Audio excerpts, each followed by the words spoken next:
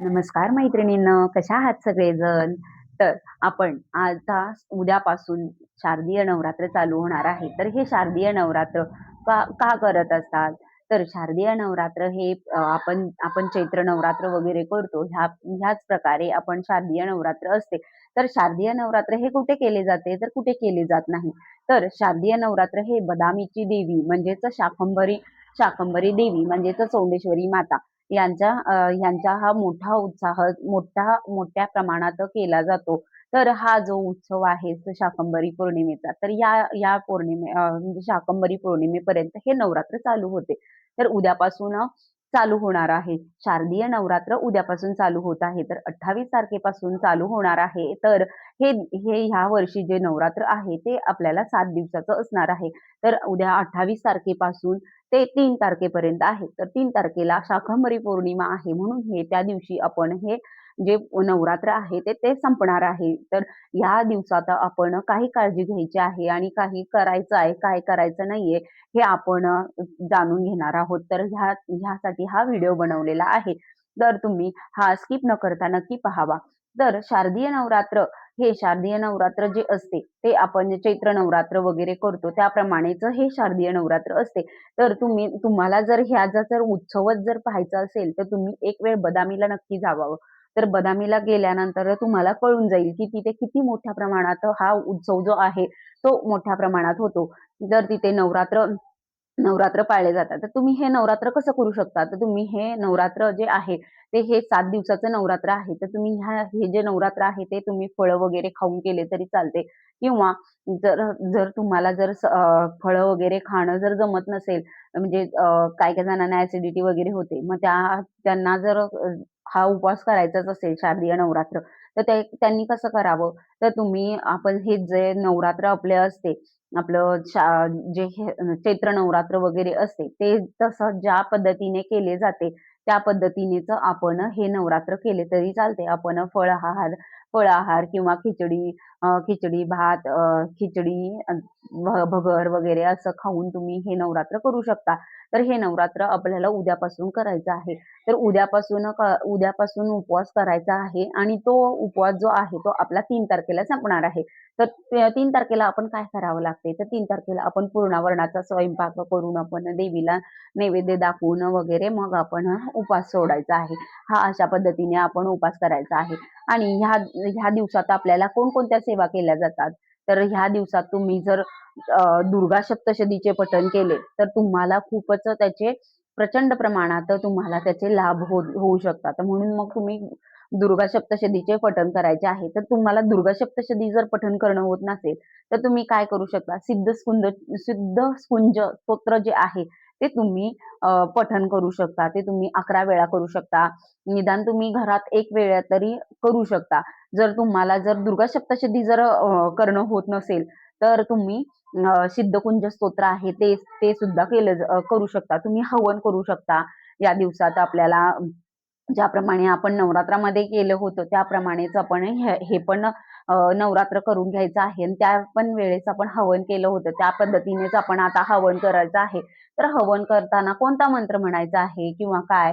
तर हवन आपण ज्यावेळेला करतो, त्यावेळेला आपण 9 मंत्र म्हणायचा आहे. तर 9 मंत्र हा कोणता आहे?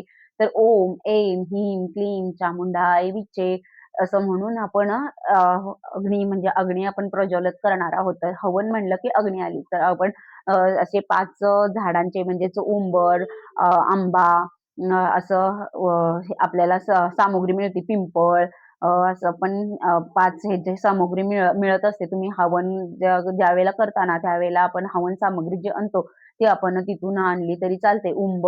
उंबर, आंबा किंवा तुमच्या शेजारी जरी झाडं असतील तर उंबर, आवळा सॉरी उंबर, आंब्याचं आणि पिंपळाचं असं आपण हे झाडं जे आहेत त्याच्या झाडांच्या ज्या फांद्या असतात म्हणजेच आपण हवन करण्यासाठी आपल्याला कसे लाकडं लागत असतात तसे आपण लाकडं घ्यायची आहेत आणि त्याने आपण हवन करू शकता. गौऱ्या गौऱ्या घ्यायच्या आहेत आणि आपण शुद्ध तूप वापरायचं आहे गाईचं.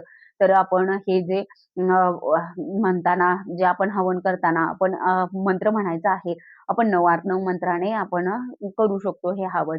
तर साध्या सोप्या पद्धतीने आपण असं हवन करून घ्यायचं आहे. तर हवन करताना आपण हे सर्व आपल्याला समिधा मिळूनच जातात दुकानात. तुम्ही या दुकानातून आणल्या तरी चालतील. जर तुम्हाला जर आणणं शक्य नसेल तर तुम्ही आपल्या घराशेजारी जर उंबराचं, पिंपळाचं, आंब्याचं झाड असेल तर तुम्ही तिथून जरी आणले तरी चालते. पण गाईची गौरी आणावी. गाईच्या गौरीने आपण हे करायचं आहे, ते हवन करायचं आहे. तर हवन कुंड घ्यायचा आहे. त्यामध्ये थोडंसं कापूर वगैरे टाकून घ्यायचं आहे आणि गाईच्या शुद्ध तुपाने आपण त्याला आहुती द्यायची आहे. तर ही प्रत्येक वेळेस आहुती देताना आपण काय म्हणायचं आहे, तर आहुती देताना आपण ओम ऐं क्लीं चामुंडाय विचे स्वाहा म्हणायचं आहे आणि त्यानंतर आपण तुपाची एक पळी घालायची आहे. आपण ह्या पद्धतीने आपण आपल्या घरातील जर हवन जर केले तर आपल्या घरातील सुख शांती आणि वातावरणात एक वेगळाच तुम्हाला प्रभाव जाणवून येईल. तर तुम्ही अशा पद्धतीने हवन करू शकता. तर देवीची आपण ओटी भरायची आहे. तर ओटी कधी भरू शकता तुम्ही? ओटी अ, पौर्णिमेच्या दिवशी सुद्धा भरू शकता किंवा हे नवरात्र ज्या दिवशी चालू होते म्हणजे आता 28 तारखेपासून तुम्ही ह्या दिवशी मंगळवार तुमच्या इच्छेनुसार तुम्ही कधीही भरू शकता. तर तुम्ही ओटी ओटी मंदिरात जाऊन भरली तरी चालेल किंवा तुम्ही घरी जरी आपण खणा नारळाची ओटी जरी भरली तरी खूपच चांगलं असते. मग आपल्या कुलदैवतेचा आपण जो मान-सन्मान आहे तो आवर्जून केलाच पाहिजे. जर तुम्ही हे जर करत नसाल, तर तुम्ही हे आवर्जून करावं. कारण जर तुम्ही जर केलं नाही, तर तुम्हाला हा कुलदैवतेचा